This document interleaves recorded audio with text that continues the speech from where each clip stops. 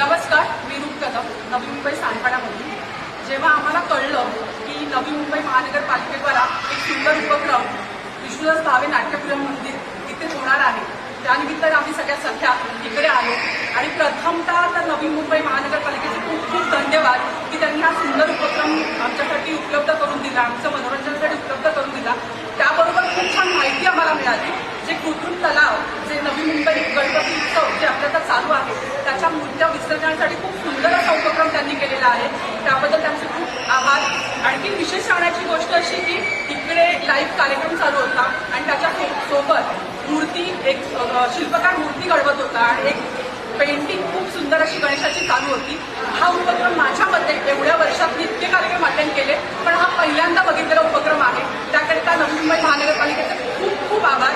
असे छान छान उपक्रम आमच्याकरिता घेऊन या आणि छान छान नवीन गोष्टींची माहिती याद्वारे आम्हाला उपलब्ध करून द्या. खूप खूप धन्यवाद तुमच्या सगळ्यांचे. असेच छान छान उपक्रम आम्हाला देण्याबद्दल आणि आमचं मनोरंजन केल्याबद्दल थँक्यू सो मच.